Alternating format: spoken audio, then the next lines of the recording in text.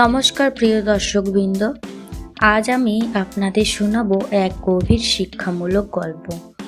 একজন জ্যোতিষীর গল্প, যিনি অন্যের ভাগ্য গণনা করতেন কিন্তু নিজের জীবনের ভবিষ্যৎ সম্পর্কে ছিলেন সম্পূর্ণ অজ্ঞ।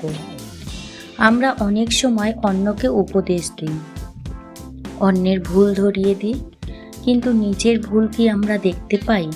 আজকের গল্পটি আমাদের সেই আয়নাটাই দেখাবে। চলুন শুরু করি। এক গ্রামে ব্যস্ত এক বাজারের ধারে একজন জ্যোতিষী তার আসন পেতেছিলেন।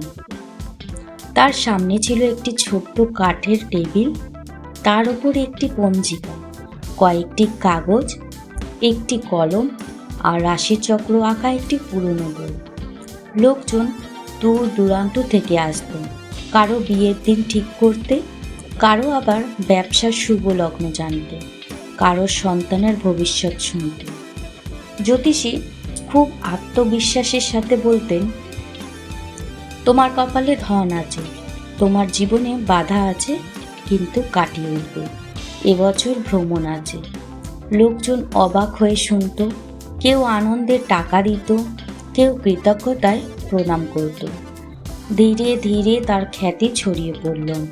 তিনি ভাবতে শুরু করলেন, আমার মতো বিদ্বান আর কেউ নেই। তার ভিতরে জন্ম নিল অহংকার।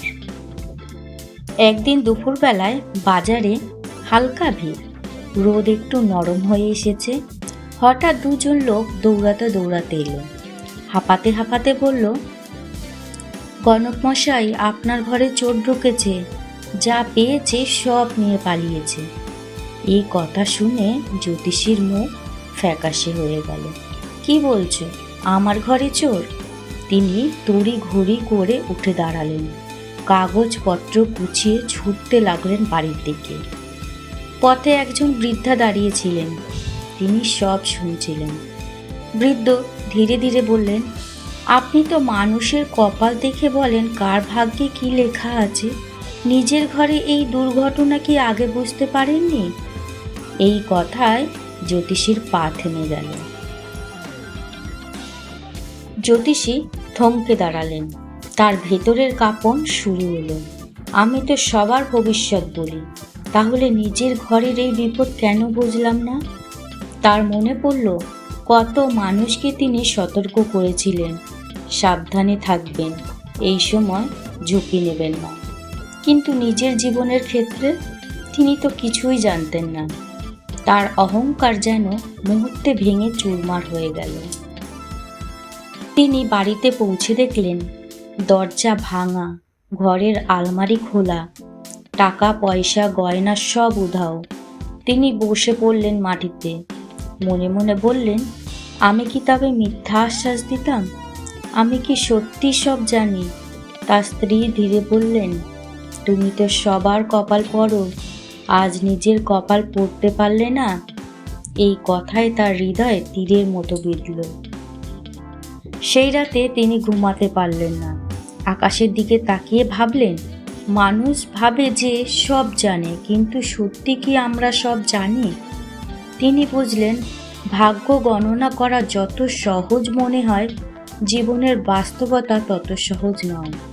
তিনি সিদ্ধান্ত নিলেন, এবার থেকে তিনি অহংকার ছেড়ে দেবেন। মানুষকে শুধু ভাগ্যের কথা নয়, পরিশ্রম, সতর্কতা আর মানবতার কথা বলবেন। পরদিন তিনি আবার বাজারে এলেন, কিন্তু এবার তার চোখে অন্যরকম নম্রতা। একজন লোক এলো ভবিষ্যৎ জানতে।